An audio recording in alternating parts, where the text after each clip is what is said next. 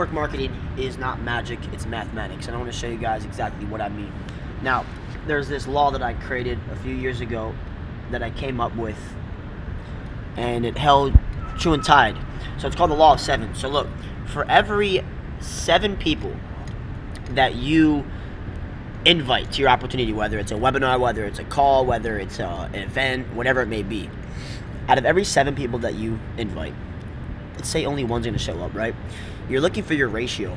Now, a lot of people, they go out there and say, well, I don't have anybody to talk to. I ran out of all my warm market, whatever they may say. There's 7 billion people in the world, so you're never out of a warm market. You're never not in a proximity or not in an area. You know, people use excuses of, oh, my hometown, people aren't motivated here, or blah, blah, blah, whatever it may be. But I'm telling you right now, whether you're in sales, entrepreneurship, whether you are a network marketer, direct sales, this law has held true to me, and it's more so of less exaggerated number, so then when the results will come in for me, would make more sense as opposed to what I've seen out there, you know, the 80-20 rule, or, you know, every 2 out of 10 or every 3 out of 10. This was true to me, and it all came down to numbers, because you're only really one person away from an explosion in your business. Every single day we're walking past people at the grocery store, the coffee shop, or wherever it may be on the streets, and there's always a person that you're passing that will come into your business, whatever it may be, and absolutely blow it up. So always networking. So for every 7 people you invite, 1 will show up.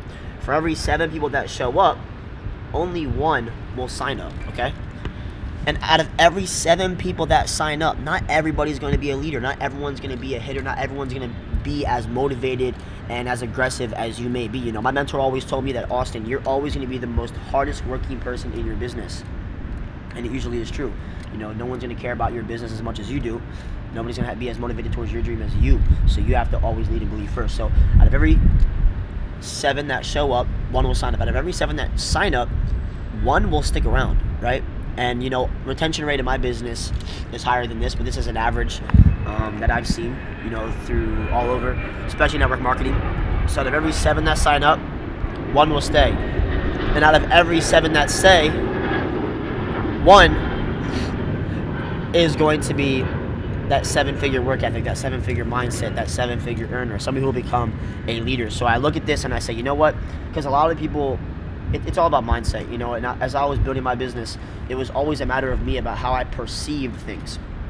For example, when people get told no in their business, they lose motivation. Well, when I would get told no, I learned how to flip it into a perception of my reality of how I was actually making money from it.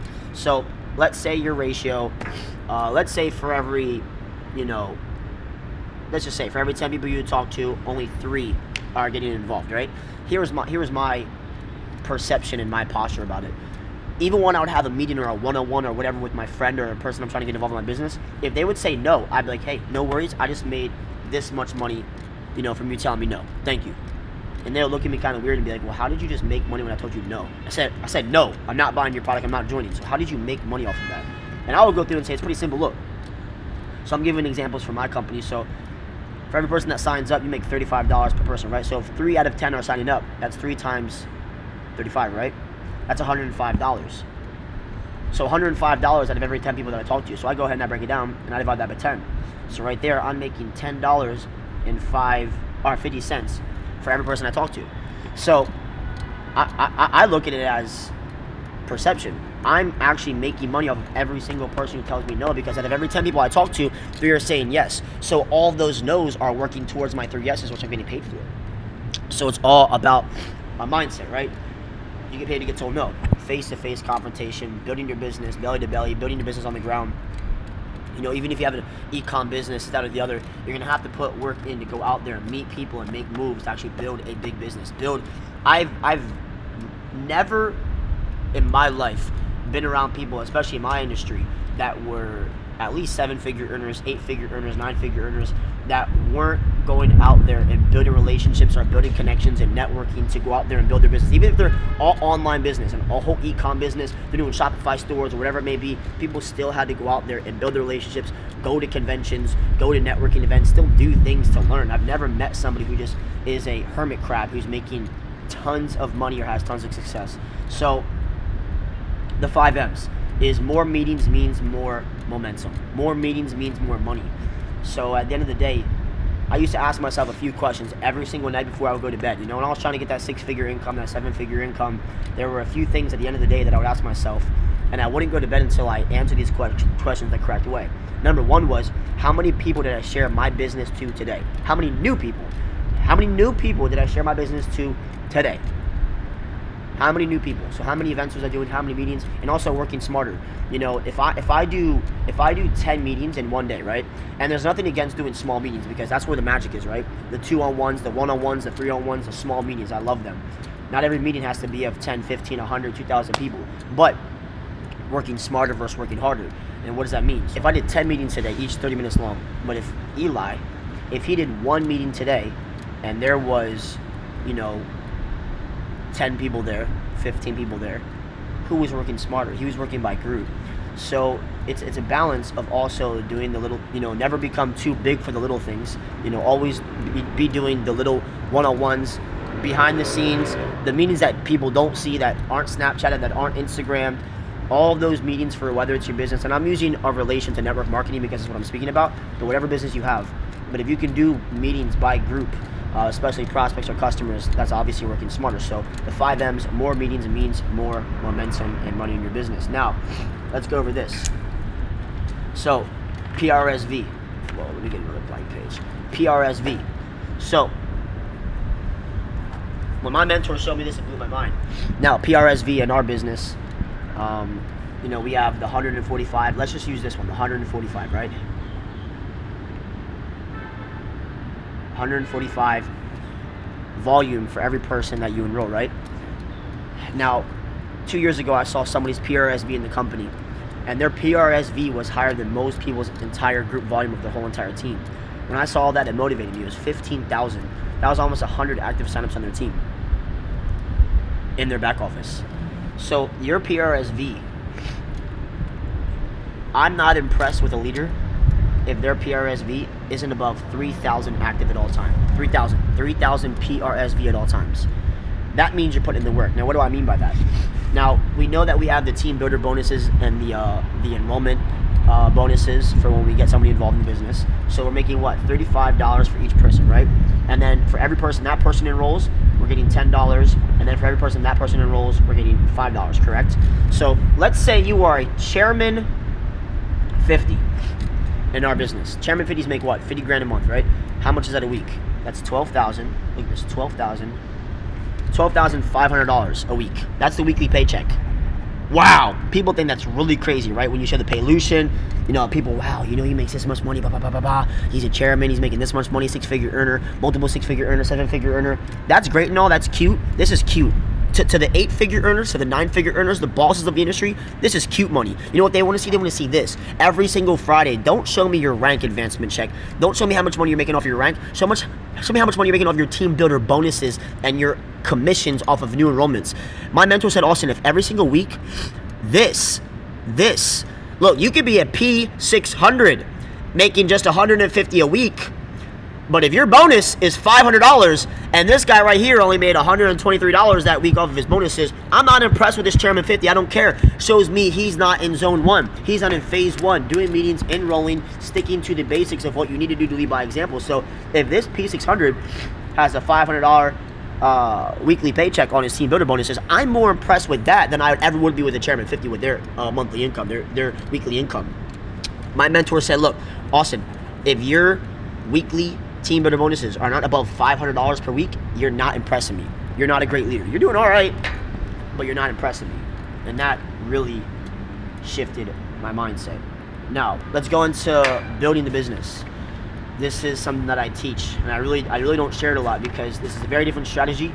There are different strategies all throughout the industry, different teams. This is just what I've learned that helps me a lot. Now, in our business, here we go.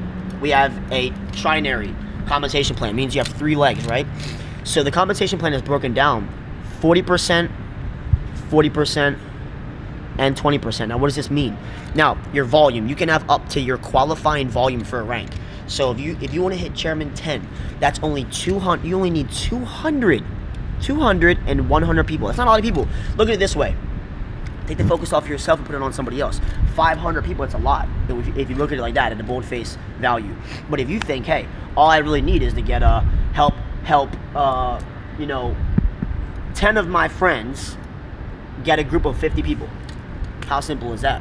You know, when you work by team, you can go far. When you work by yourself, you just go fast. So look, 40, 40, 20. So basically 80% of all your group volume can come from 2 legs. 80% of your business can derive from just 2 of your legs out of that 100%. So what I do is, look, let me tell you something. Good leaders, they balance. Great leaders, they blow out. Now, what do I mean by that?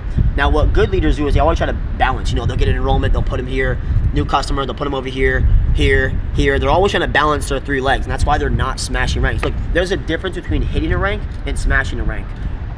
All of the ranks that I've hit in my business and my company, we've smashed through. We haven't just hit them or barely maintained them. I've never D-ranked because I've just been balancing a rank. It's because I've learned to blow out my legs and help other people in the making. You know, you want to be the king maker, not the king.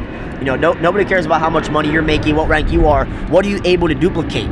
You know, you can tell a teacher's success by his students' success. So what I do is I blow out. So let's look at this. So P2000, P5000. I'm giving you guys a perfect example, right? And then you have chairman. This is really important. Pay attention. So chairman 10 is what? 200, 200, 100. Okay. And then what is P5? That's 90, 90, 45, right? And then P2000 is what? 30, 15. So look at this. If I'm P6, okay, here we go. If I'm P6, here we go. And then here's P1000. P1000 is 12, 12, and 6. 12, 12, 6. Let me show you guys. Now, you got to have a long-term mindset for this. Number one, this is not a get-rich-quick scheme. You can get rich quicker, but this is long-term vision. I'm looking at 3 years down the road, 4 years down the road, 2 years down the road. Where will my business be if I blow out and build it the right way with a strong foundation? You don't want to build a team off of a sandy foundation. You want to build off concrete, cement, steel. So right here, let's say you're P600, and you're trying to go, obviously, chairman. How I built my business, knowing that 80% of my volume can come from just 2 of my legs. That's basically a binary. What I did was I would not start building my weak leg, the 20% leg. I would not start building that leg until I was multiple ranks ahead qualified on my 2 legs. So what I would do is I would take enrollments and just boom, stack them under people, stack them under, and help my team stack in a whole straight line. Now, when I do this, what I would do is learn to leverage. Leverage is so important in network marketing. Leverage, leverage, leverage, leverage. Now, if I'm going to go do this, I will call my leaders. Let's say I've enrolled 7 people this week, and I'm going to call my leaders, and I already know where I'm going to place them. I already know where I'm going to place them in a whole line down this one line, right? What I do first, pay attention. I call my leaders, and I say, hey, look, even if I already know where I'm going to place them, I don't tell them. I don't say, hey, I'm going to place them here, so start working with them, help them out, build with them, blah, blah, blah, blah, blah, blah, blah. Because if they don't help them, in the event that they don't help them, they leave them go, they fall off, they quit, whose fault is that? Is that their fault or is that my fault because I push that upon them? No, what I do is I call them and I ask questions. I make them sell me on why I should place those enrollments under their team. I say, yo, if I go ahead and I place these people on your team, I'm looking for a place to place these new leaders on my team. I have a couple options. I want to know, why should I put them on your team? What can you do for them? What will you provide for them in a sense of leadership? Can you help them? And they start selling me on the fact of why they should go here, how they can help them, how they work with them. So now, if they don't help them, whose fault is it? It's their fault because they told me they would and they lied, right? That's number one. Number two, you're creating synergy here, right? You're creating synergy, a power leg. Stop asking for power legs and create them, right? A lot of people in network marketing, they ask for the power leg. So can you give me a power leg? Yo, can you put people under me? Fuck no, bro. Create a power leg. Be a leader. You know, maybe if someone's going really hard and, you know, maybe if they need one more person for a rank, yeah, I'll go ahead and I'll put that one person on one of their inner legs. Never build people's businesses. If you have to build people's lines, that means they'll never learn how to do it for themselves. And how can somebody teach what they have not done? You're giving them crutches. You're not helping them. You're actually disabling them. So if you're building out a leg, now what I do here is, let's say we're building a leg, right?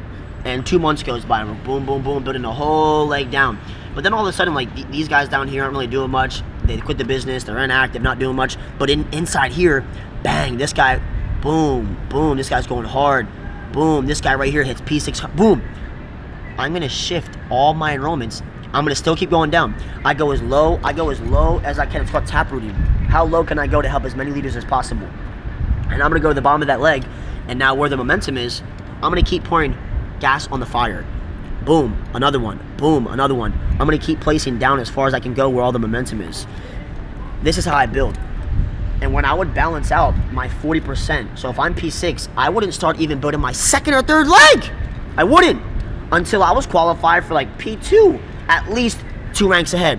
So not P1. I wouldn't sit here and go, I'm gonna put one here, one here, one here, one here, one here. I wouldn't balance. I'm not playing the balance game. I'm playing the long-term game, baby. I'm going for wealth, not to become rich. I'm looking to help my team, not just myself. So until I had 30 people on this first leg, I wouldn't even start building my other legs. And then when I would start blowing out my second leg. So now I have momentum going. I'm building, I'm blowing out, I'm pouring gas in the fire, and now I'm gonna go here and boom, start building that leg. And then what would happen was when I would finally come back around to this other leg, the only 20% leg, as soon as I would start enrolling on that and building with that, boom, I'd start blowing out ranks and smashing ranks so fast because I've already built that 80% of my business. Guys, build smart. You don't have to go out there and overcomplicate these things. It's very, very, very simple. What else do we have here? You know, I hear a lot of times in the industry they talk about the 80-20 rule, right? They say, 80% of your business is made up by 20% of the people who go out there and put in 80% of the results, whatever they say, right? I actually believe it's more like the freaking 97-3 rule, right?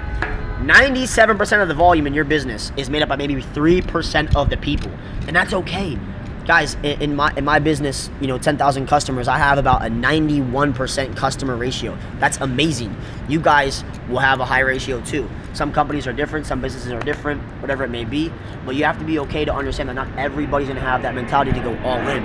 You're gonna actually push people away by how aggressive you can be. So you have to learn when people are, customers, when people will just be, the good leaders, and identifying the great leaders and pushing those people and getting them to release what's inside of them, what they don't see as possible. So if you look at your whole entire back office, I could say this is pretty true. In most teams that I've seen, when I look at people's back offices and help them build their organization, all of their volume comes from about 3 to 5 people. If you look in your back office at all your volume and you find your top 3 to 5 leaders, I bet you they produce 80% of your volume. Now, what do you want to do? You want to work with those people. My mentor told me, Austin, mentor the few and inspire the many, right? And what does that mean? Well, what I would do is I would remove myself from the picture. If I know I have leaders, if I know I have, runners on my team, that people that are as motivated as me, what I used to do that would hurt me and cut me off was I would